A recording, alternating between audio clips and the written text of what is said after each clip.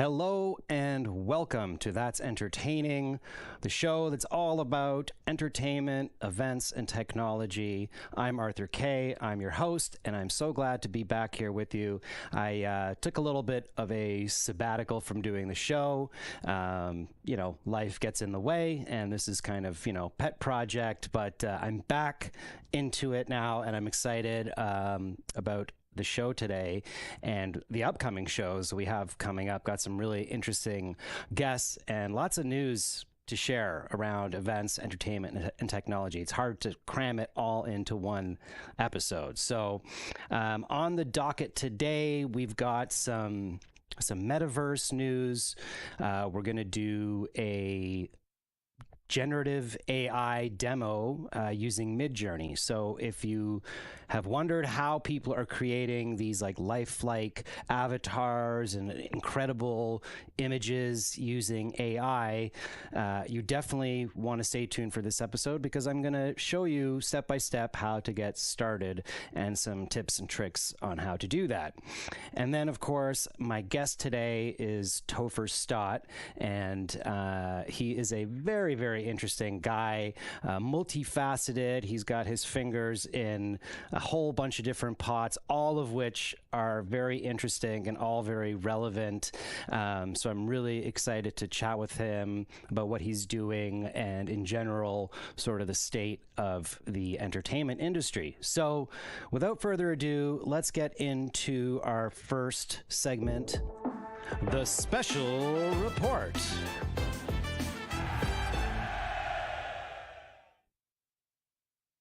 All right. So remember a year and a half ago, when everybody was poo-pooing the metaverse when it started, because there still are to a lot of degrees.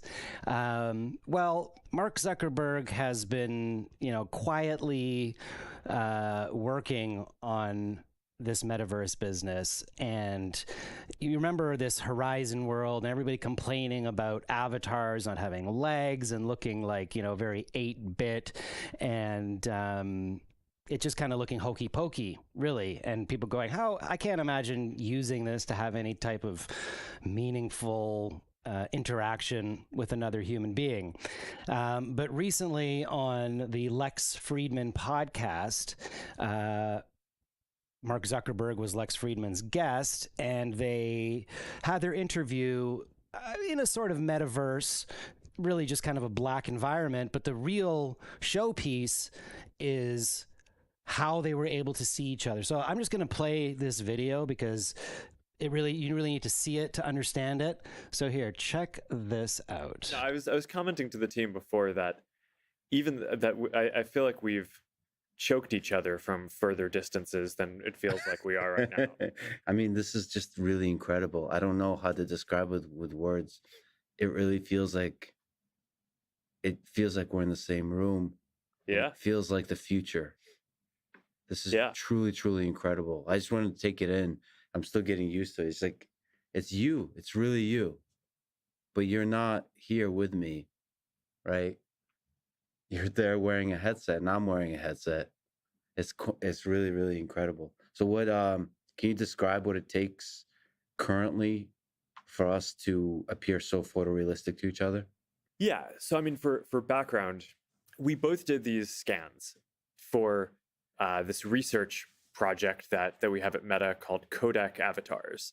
And the idea is that instead of our avatars being cartoony, and instead of actually transmitting a video, what it does is we've sort of scanned ourselves and a lot of different expressions, and we've built a computer model of sort of each of our faces and bodies and the different expressions that we make, and collapse that into a codec that then, when you have the headset on your head, it sees your face, it sees your expression, and it can basically send an encoded version of what you're supposed to look like over the wire. So in addition to being photorealistic, it's also actually much more bandwidth efficient than transmitting a full video, or especially a 3D immersive video of.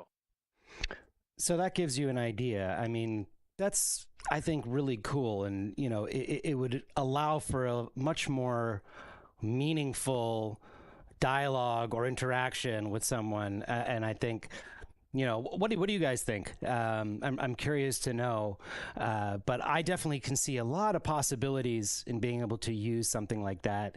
And it sounded like by what he was saying that they got scanned, so that's probably some sophisticated, full 360 camera rig.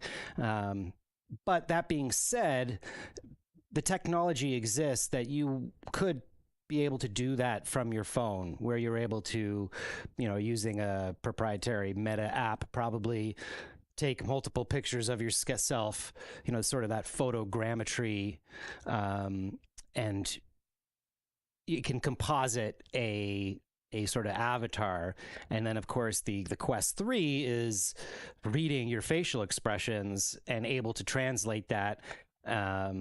So I think that's really cool. Very, very interesting stuff to keep an eye on for sure. So now let's jump into the Midjourney demo. I'm going to try to keep this as understandable and digestible as possible, but I don't have all day, so I'm going to move through it relatively quickly. So obviously feel free to pause and rewind or check this out on the replay. So Midjourney, I will admit, even for myself, going into it was felt like a somewhat intimidating platform to jump into. So if you go to the midjourney.com, here, let me pull this up here. You will notice that Midjourney itself is not a platform. Midjourney.com is not a platform like ChatGPT is, where you go to OpenAI and you submit your input, you get your output right within there. Midjourney is a little different, where it uses a third-party app for you to put your prompts and receive the outputs, receive your images. So that secondary app is called Discord, which is another, admittedly, somewhat intimidating platform to jump into, because it's, predominantly used or was, initially used a lot by gamers. And you hear people saying, oh, join my Discord server, join my Discord server. It sounds like something you need like a AWS certification for to set up, but really it's not. Your Discord server is just essentially, you could call it your profile if you like, or your home page in Discord. And Discord is a free app to use. Of course, there's upgrades and things, but for this purpose, really, you just need to have a free account. So you'll want to first sign up for Discord, and you'll have a plain Discord server that looks like this. And then you're going to want to go to Midjourney, and you're going to want to sign up. And then once you sign up, it's like $20 a month, well worth it. It should prompt you to join to get an invite to the Midjourney Discord server. So I'm going to show you what that looks like. And if for some reason it doesn't, just Google search Midjourney Discord. And actually here, this is Midjourney Discord. I did it for you. And you just click on that and you'll get an invite, and you'll automatically see it in your Discord. So this is the Midjourney Discord. And what's cool about this is you can see what other people are creating. You can, get ideas in terms of how they use their prompts, but it is also a very kind of noisy place. There's a lot of different, you could call them rooms. So if you're new to Discord, you'd want to probably go to a newbie room, where you can play around and also see what other people are doing.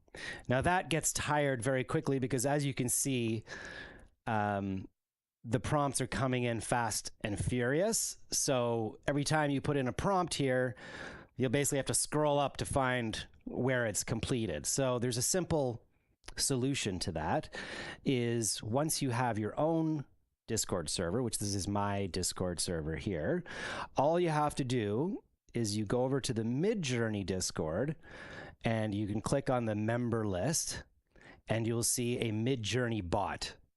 Okay, so you're just going to click on that Midjourney bot and add to your server.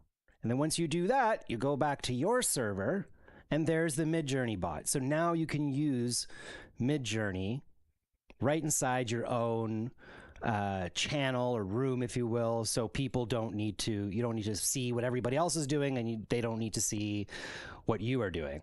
So before I start digging deep into the prompts and stuff, if you're out there watching and you have something you want me to create using Midjourney, and Topher, I know we got our guest in the background. Topher, if you think of anything, just put it in the vMix chat there. Something for me an image for me to create. I'm gonna do that. So to get started in creating your image, there's a couple simple sort of commands that you need to know. The most important one is slash. Oh, here, sorry, let me actually do that here. Actually, maybe let me go full screen on my desktop here for a sec. So you're going to go slash imagine. Okay, what's going on there?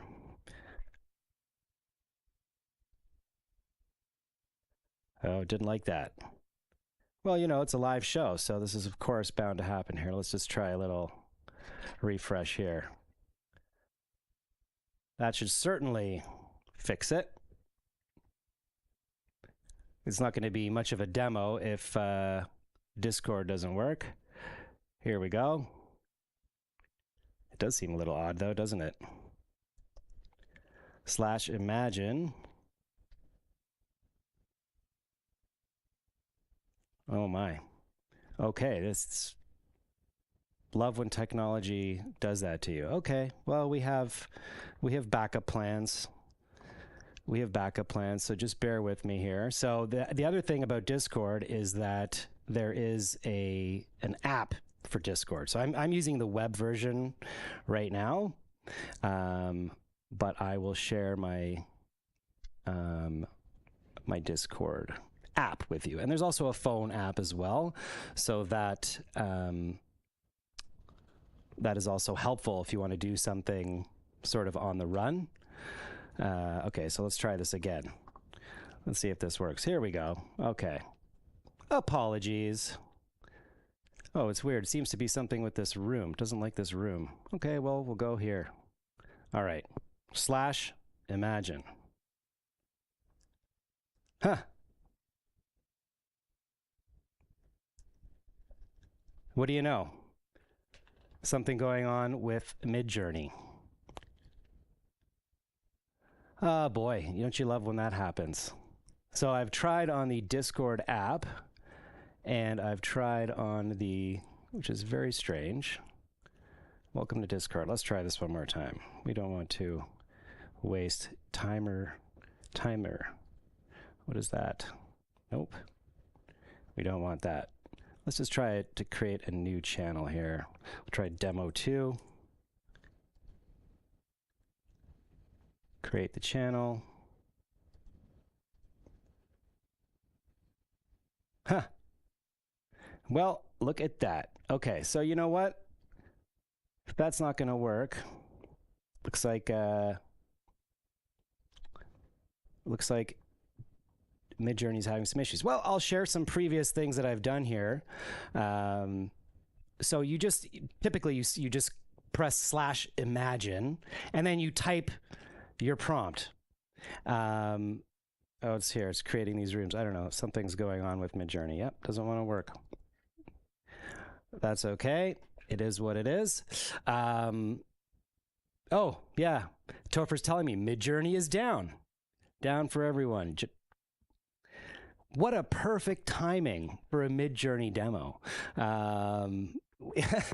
Midjourney is down for everyone. All right, well, so much for that. But I can still show you how to get started, because we're like 75% of the way there. So once you press that imagine prompt, you hit enter, and then you'll be able to put your prompt. So for example here, producers working on a complicated corporate virtual event from a bright modern control room surrounded by large screens and lots of equipment, natural lighting, well-dressed producers with headsets, look busy. So you can add as much or as little detail as you want to your prompt.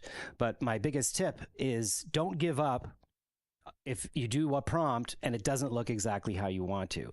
You have to revise your prompt, and you have to remix it. So you'll see under each prompt. So here it gives me 4 different options. Normally it just spits it out as a square, but I've added this command, which is --AR, which is aspect ratio 16:9, which will give me 16:9. And you can put any aspect ratio you want there, which is a really helpful command. And then it gives you these options underneath here, U1, U2, U3, U4. So those are 1, 2, 3, 4, and that's upscale. So if you want to upscale it to a higher resolution, you can do that. Here's a closer look at this image. Or you can remix it, variation, that's what the V's stand for. So if I want to do a variation, I just press V1, and I can just hit submit, and it'll give me a variation. Or I can alternate, or sorry, change the prompt to get what I want. Maybe the lighting color is not exactly what I wanted. So here, as you can see, I kind of did a whole series. It started off as a square. I started with a very simple producers working on a complicated corporate virtual event. And then I did the same prompt, but then I added AR 16:9, which is the aspect ratio. And then I kept kind of going, and this is an upscaled image. Now I can also zoom out, which will zoom out the image and fill in all that extra space, or I can do different variations of it, or I can vary a specific region. Like I don't like what's on these computer screens. I can select those and do another variation of that. So that is, I would say, the quick and dirty version. Vary your prompts. Oh, the other thing I was going to show you was we have, here, let me get out of this for a sec. A helpful ChatGPT plugin that you can use. Let me just pull that up here for you real quick. Oh, wrong one. Here we go. So there's a ChatGPT plugin called Photorealistic. So you can put in a prompt, let's say a trade show with a bird's eye, that's 2 words, bird's eye view, showing exhibitors in a modern, God, I'm like the worst typist, in a modern space. Okay, something really basic. And then I'm just going to click on that, and it's going to give me it's going to elaborate on it. But not only is it going to elaborate on it, but it's going to give me different cameras that the photo was taken with, different lenses, different aperture settings, and f-stop, and all that camera information, which is really cool. So you can just see here, this is from that one line prompt. I've got 2 extremely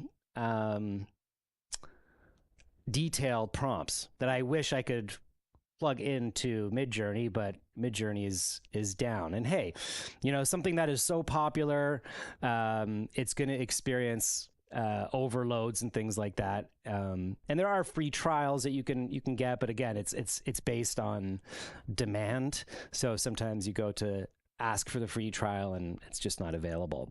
So I hope that was helpful. I do apologize that Midjourney happened to be down. I've been using it like every day for I don't know how long, and it's never been down. So That's them's the breaks, right? This is show business. We got to go with the flow either way. And on that note, it's probably a good time to introduce my guest. So Topher Stott, he's a very interesting guy. Like I said in the beginning of the show, I kind of, I feel like we have a lot in common in terms of just our backgrounds and being involved in different things, like some extremely different from each other, but also still involved in the events and entertainment business. So I find that really fascinating. So without further ado, please allow me to introduce you to Topher Stott. Hey, Topher. Hey, everybody, how's it going? Hey, man. How are you? I'm doing well. That's crazy that Midjourney's down. It's technology is always a funny beast for sure. Yeah, it's note to self: you don't demo other people's technology because no, it's all good. What do you have you played with any AI stuff yourself? I have, yeah. I mean, I have a friend, Kyle Shannon, who's super into AI and runs an AI salon every week, and he's kind of at the bleeding edge of it. So I check in on that every once in a while. I certainly have messed around with Midjourney. There's some generative music ones that thankfully are not there yet. They're kind of interesting what they come up with. The thing for me is that is going to be most interesting is like combining two well-known elements. So, if you want to combine like Noah 40 Sheb's production style with, Dolly Parton chord changes, like that kind of stuff where you get something brand new will be the most interesting thing. One of the things I just saw, which was really interesting, was, and the example that was used for me was building up movie posters. So like, full movie posters ready to go, 5 options. And the thing that was interesting is that you could click on a button to download the source file for them. So you get like an InDesign file or an Illustrator file. That's a game changer, that you can actually take something that's been built and then manipulate it more so than just doing it through prompts. I think that's going to be a game changer for sure. I actually got to do a project right at the first time the pandemic kind of slowed down.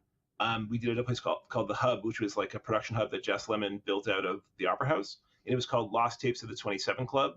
And AI went through Amy Winehouse, Hendrix, The Doors, I can't remember, there was a fourth, and Kurt Cobain, and wrote a song in their style.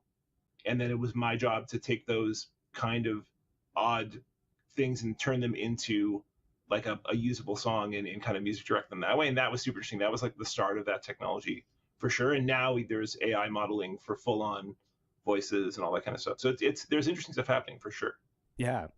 Well, I want to learn a little bit more, and I want the audience to learn a little bit more about you and the projects that you're involved in. So I there's a few. So I want to go one by one, do a quick introduction of the 3 things I have under your name here. So first of all, how did you get into like events? Like, are you like me? You started in music and then fell into it, or how did that happen for you? Well, I mean, I started. I mean, I started playing at a young age, like many musicians who have been lucky enough to make a living from it.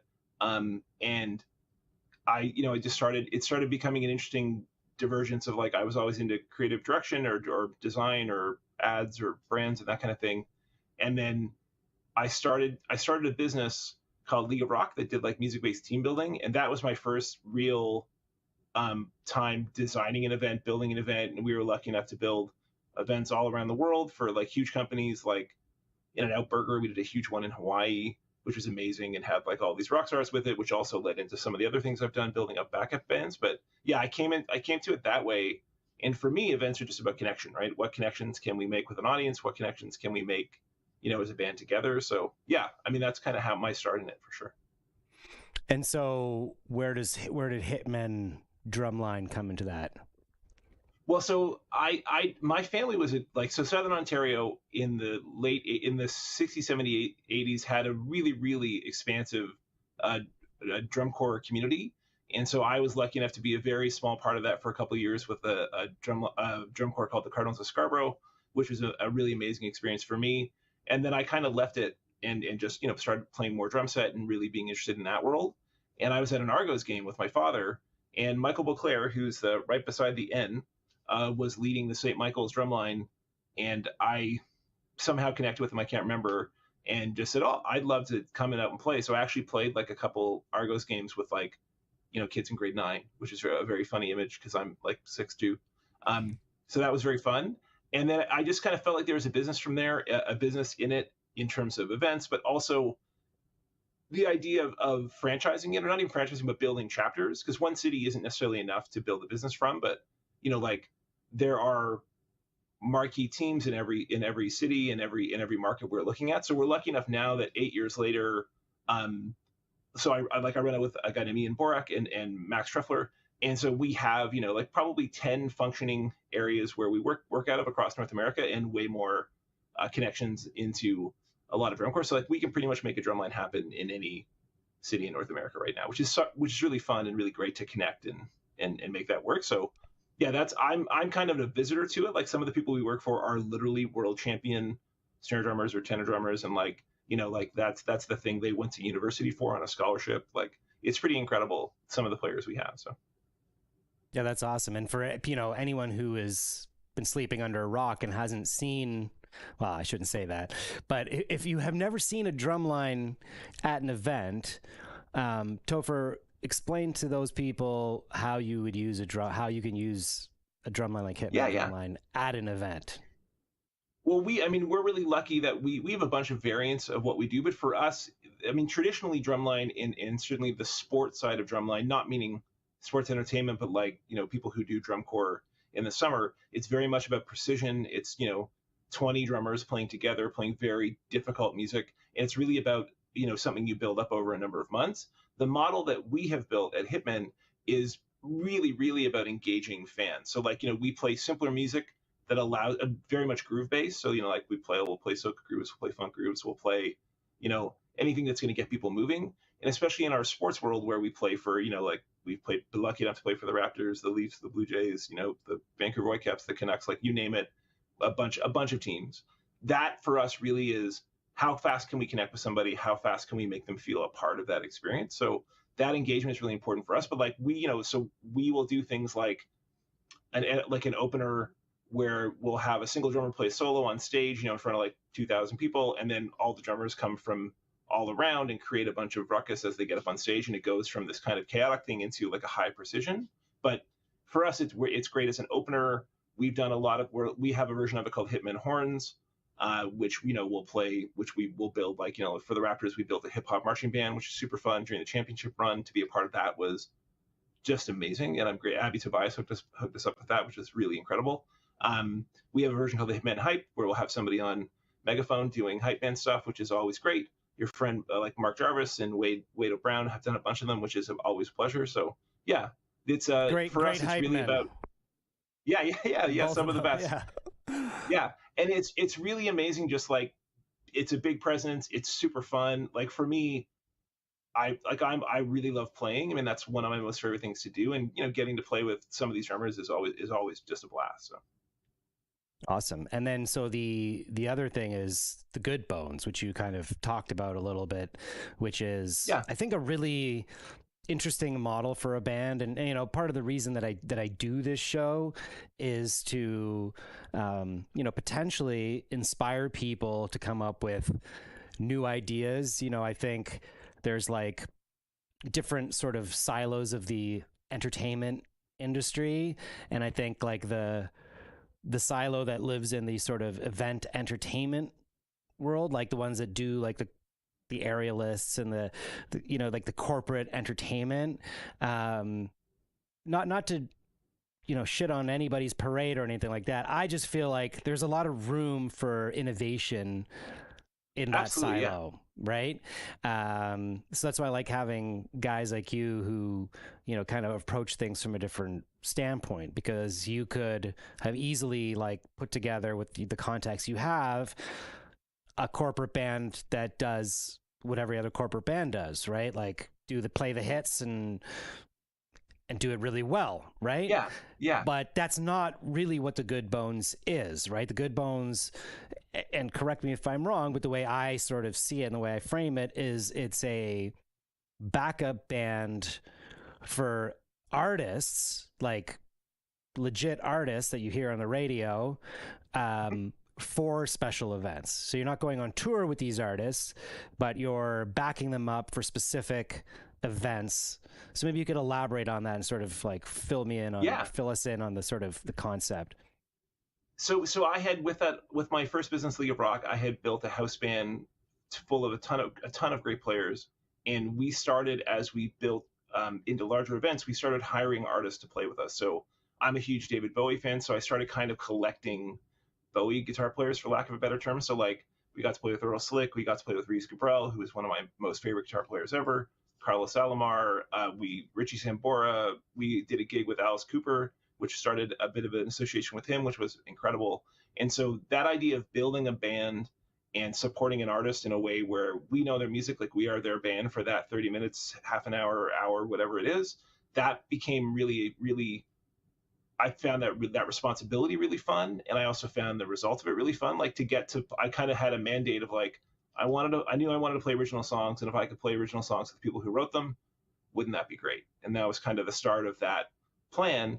And then Libby Bison from Ent made a call, and we did something for the Junos in Calgary, whenever that was. I think 2016, 2000 and 2000. Oh, I was in Calgary 2008 Junos, but maybe they went back. Yeah. Yeah. Oh, absolutely. Yeah. And so we did something for Google Music that we backed up. You know, like everybody in Canadian music that year, all the like from somebody like Scott Hellman to all the way to Cuddy, all the way to like some really interesting artists that were super fun to play with, and some were allowed to mention, some were allowed to not, based on non-disclosure agreements. But that was my first time doing it purpose built. And one of the things that all the artists had said to us was like, "Where are your charts?" I'm like, "We don't have charts. We know your music." And that I realized that was something quite unique. And so the band that I built around it, and there's kind of a core band of Mike Boel is one of my favorite guitar players, and it's kind of like the De Niro to my Scorsese. Like I'll call him first for everything, and sometimes even not do something if he's not available, because he's just really important to that sound. Peter Kadar, who I'm sure you know, is a fantastic keyboard player. Dave McMillan and Alex St. Kitts share the bass parts, and the most important part of that recipe is having a really great rehearsal singer. So in this case, our rehearsal singer is a singer from out west called Katie Hicks, who just kills it, does the raps, sings it in the right key, and then so when we show up to work for the artist, we are ready to go. So, because often the time is tight, like we did one in Atlanta where we backed up, like 2 Chainz, Big Boy, Arrested Development, Indigo Girls, and we had this, and we basically had a half an hour with each of them, and then we went and made a TV show that this whole thing was broadcast. Oh, On Vogue was on it too, which was just amazing, super fun. So, yeah, it's welcome to really show business, folks. Yeah. Little do you think that when you see a show on TV that they had half an hour to practice. Well, and depending on the artist, sometimes it's their MD shows up and we don't meet them. Like there's a number of artists I've never met other than they walk on stage and I'm behind a kit and they just go. I'm like, I don't know how they do that, quite frankly. I mean, my nerves would just be like, you have to trust that your team is going to just find a good band, but just walking onto stage to perform your songs with a band you've never met before is just wild. But that's the way things are. Certain genres are super comfortable. Like in the world of country, they're really used to it. Singer-songwriters are a little more used to it, but like hip hop artists often are not nervous. They're wary.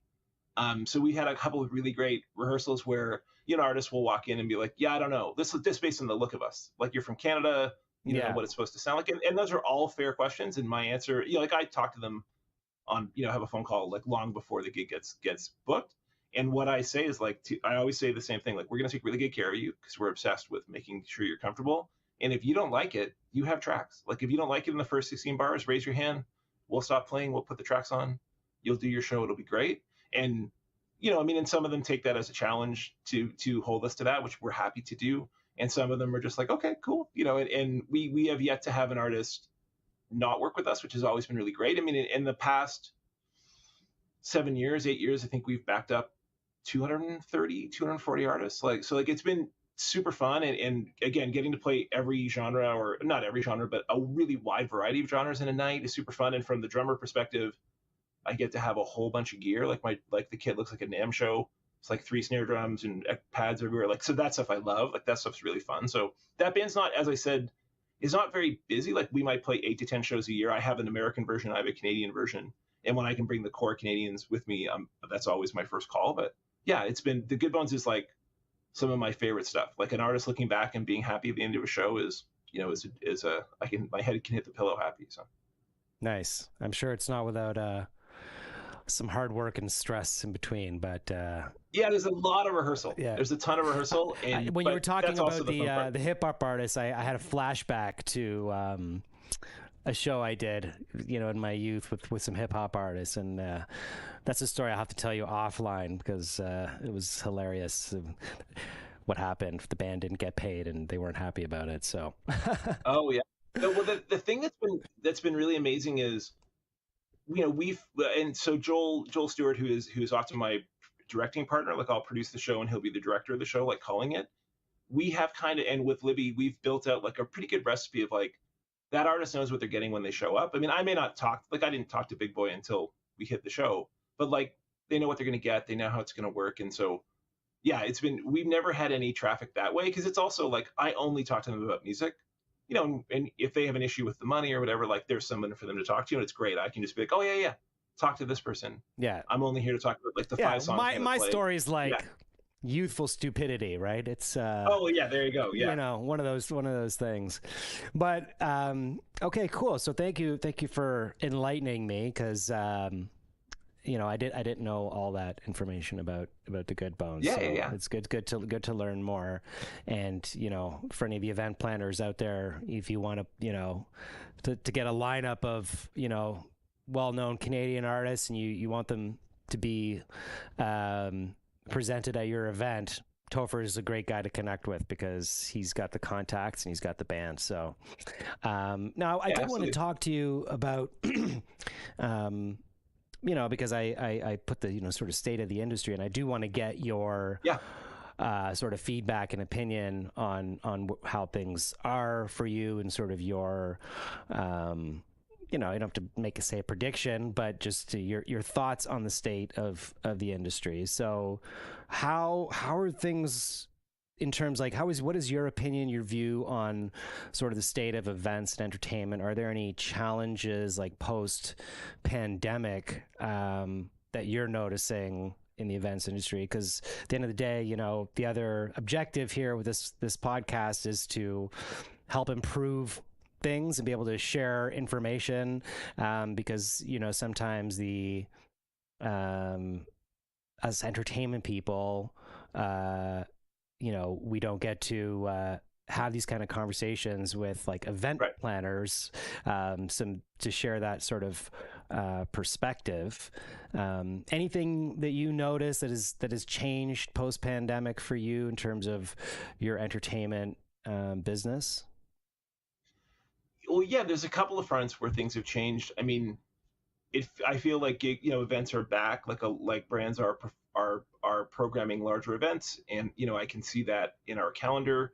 I can certainly see that some of the entertainment options that cropped up, you know, through the pandemic, like something like a podcast. So like as an example, the Hitmen are playing a podcast concert at Massey Hall, which is like never would have happened ever before, and which will be super fun. It's always fun to play Massey Hall, but there's so two what things is that? I think They're recording a podcast at it's a live. tour. It's a tour of a famous podcast, and they always have Drumlines open it, and so they called us to do it, and it's going to be we play like 5 minutes, and then the podcast comes out. It's going to be super cool. I think we'll be able to announce it pretty soon who it is, but yeah, it's that's been really interesting, just like adjusting to how entertainment made itself continue. The challenges, though, I mean, for players, like finding players, and those same players, you know, that had to perhaps make a change in their lifestyle to find stability. So whether that's moving out of the city or taking on a day gig or just their own priorities changing. Like, you know, like especially in the drumline world, like somebody that has rudimental drumming doesn't necessarily guarantee that they're a professional drummer who is waiting for us to hire them or is available on an afternoon, especially in the smaller cities like Ottawa, in Vancouver, you know, like San Diego as well. Like, you know, like we had to basically do like a whole new round of finding players, which is great, which is always fun. Like, you know, like, and I'm sure for you too, in the events that you do, the best part of any of these things is hiring a musician, right? Every musician's happy to get a call.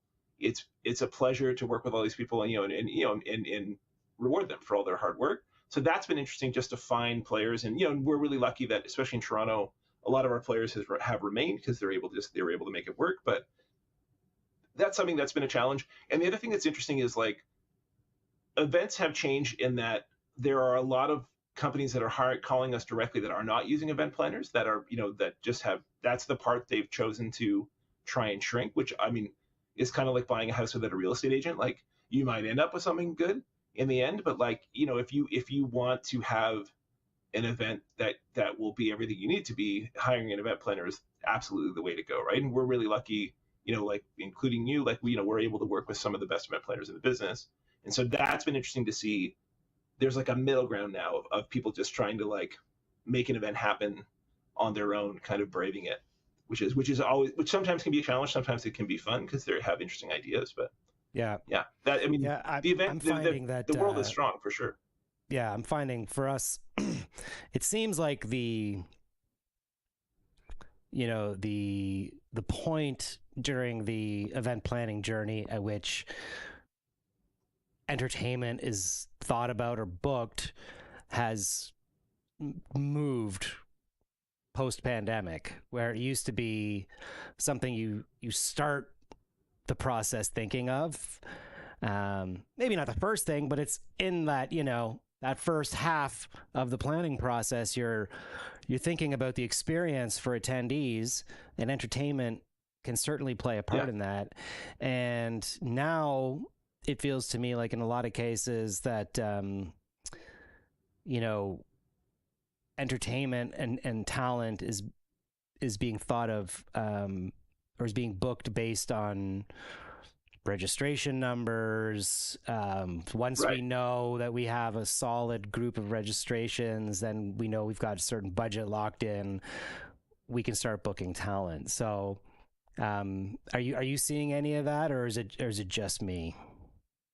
Well, there is some of that conditional stuff. I mean, something that has always been a part of it, but seems more prevalent now, is, like, because the best use of a drumline, especially, I mean, the Goodbones is different because that's a whole night, but the best use of a drumline is a 7 to 8 minute performance. So when someone calls, and we quote what the price is, and they're always like, okay, we'd love to have you do an hour set. And I'm like, an hour of just drums? Yeah, you don't want that. Will drive people nuts. And it's often counterintuitive, because I'm like, look, it's going to be amazing, but after about 10 minutes, people start to rebel because there's no harmonic content, and as great as it is, and literally world champion drummers, after a certain point, it's just like it has a staying power, and it's best used, like, not that dissimilar to, like, circus performers. Like, you don't necessarily want to watch 45 minutes of aerials, because that person, one, will be exhausted, and also will not be giving you their best, right? So that's been an interesting thing. The conditional stuff we haven't seen as much yet, but we're also, like, you can't have a drumline for 100 people. We've never, like, the best use of us is in a larger venue. So, right. Yeah. And the next thing that I want to talk about is the other thing that you're involved in, which is extremely interesting to me, is Q. Which is, I would call it is it a gamification / marketing platform, or how would you describe Q? Well, I mean, Q is a business that I recently became involved in. I have a couple of friends that we had built some other companies, and I had joined a good friend of mine, Rich Myers, who I work with at the Edmonton Oilers, building a drumline. He went on to work for a company called Excite, and that was with our friends Sean Hopkins and Jeff Rickle, and we were really interested in building, or they were interested in building, like kind of mobile engagement tools. So we were using them for events. They were using them for sports. Like, they had the NFL, the NHL, the NBA, and they had a lot of big sports clients that way. And I'm just going to throw this up here so people can absolutely get an idea. Yeah. So then we moved between a couple of companies as we built stuff out, and then we were invited by Q about a year ago now to come and join them and help them continue to kick ass. They had been around for a couple of years before us, and so the thing that they do that their delivery model, which was really interesting, was using subsonic audio to send information to phones or to trigger phones. So they have. So that's this right here, right? Yeah, absolutely. Yeah. So they do these synchronized light shows. So if you see a light show at an NFL game, or if you see it at that is 100% using their content, which is something that is really fun. And so Sean, who runs the product team, and I run the creative side, we've been working together to build a number of other products, and Sean is really the mad scientist part of all of this. But so we've built something called Fancy, which is uses your phone as a selfie cam but puts you up on the main board. And so that the thing that's really interesting and innovative about that is that in the past, to build that, you would require, like, to start a video truck, you would require like a serious connection. And Sean and his team were able to build that in such a way that you basically require now like a standard connection and a laptop. So like just these, like the tech is really interesting about it as well, that idea of connection. So there's a bunch of stuff that we're building out. We have something called Post Up, which is like basically like a social wall on steroids. So it can take user generated content, repurpose it in a bunch of different ways. My side of it is I will build out and skin a lot of white label video games that we're using, like simple, like instant games, like 15, 30, 45-second games that are going to engage brands. So I live at kind of working with the agency world as well. So we're doing a bunch of fun stuff for Coke. We're doing the filters you can see, like kind of like Snapchat filters on mainboard. Yeah. And so it's a super innovative company and something you see in a stadium. Yeah.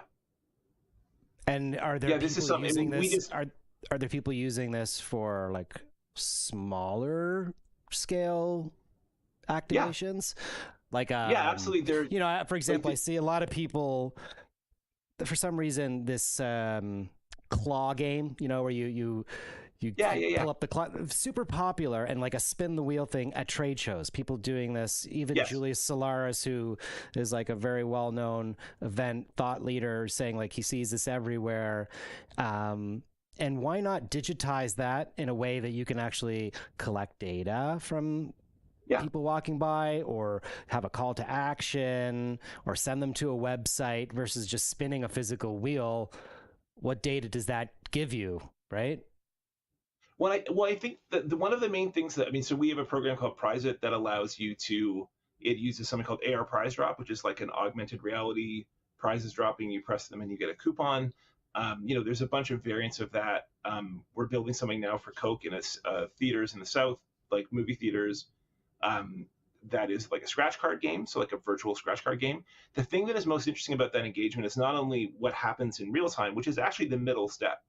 It's, once we have that information, we can pre-engage you for the next event, we can interact with you at the event, and then send you follow-ups involving couponing, involving, any call to action or BOGO or any of those kind of things to actually create retail value for you. So that's been really interesting to see that put into, because the technology at its base is quite simple. What's innovative is how it's delivered. So something like a spin wheel or a scratch card game, or even in a previous life at another company, we built a number of like a basketball game, and it's all just based off of flick motion, so you instantly learn how to play it. And so like really making something as universal as possible has been part of that challenge, which is really engaging work to me. Like, and I'm lucky to have like the team there is killer, and and the support we have from the executive, like it's a ton of fun in the Q world for sure.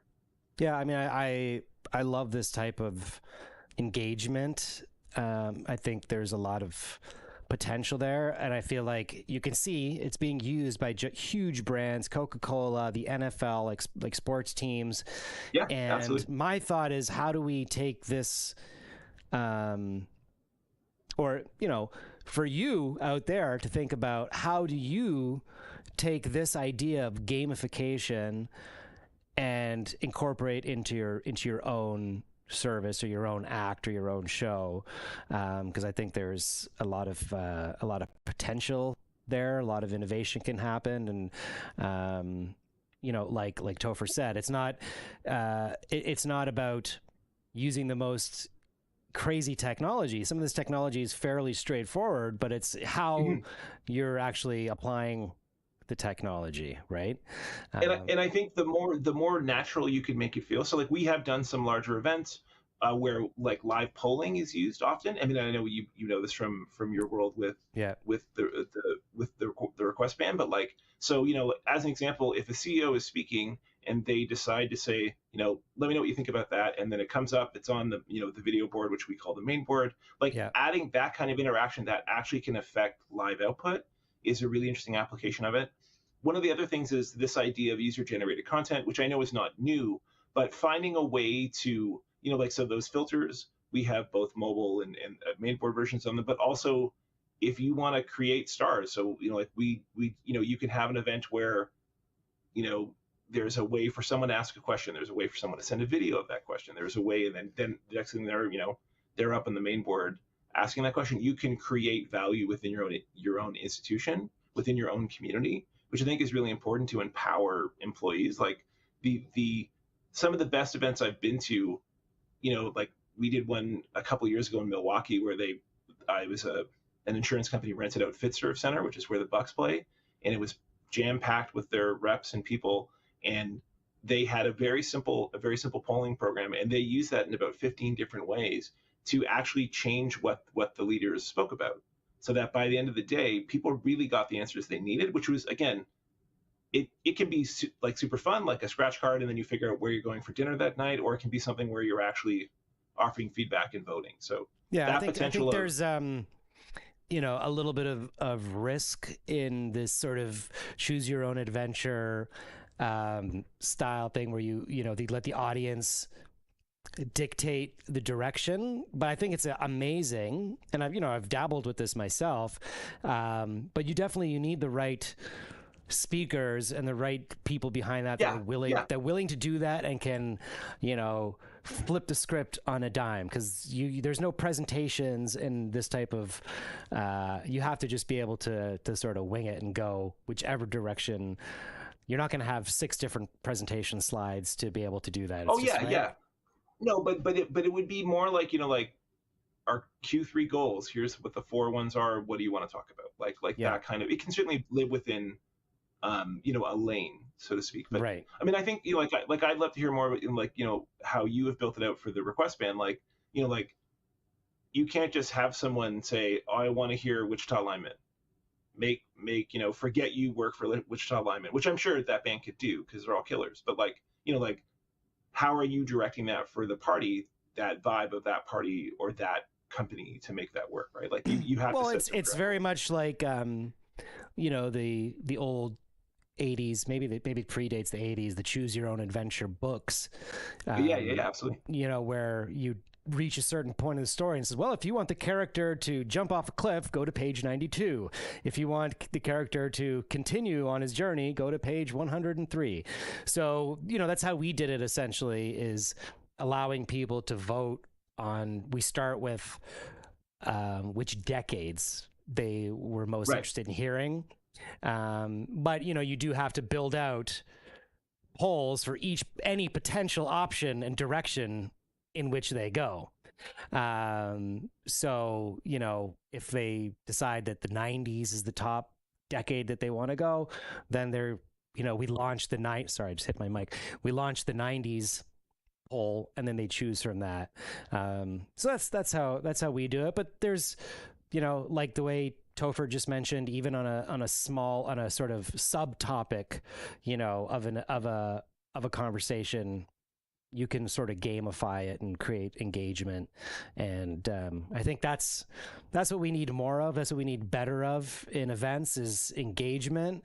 And I think, that's my sort of mission post-pandemic, is to champion engaging experiences. And that's why I love to have people like Topher on the show, to be able to share some ideas and talk about what he's doing. So I want to thank you, Topher. And for everybody who's watching, what's the best way to get a hold of you?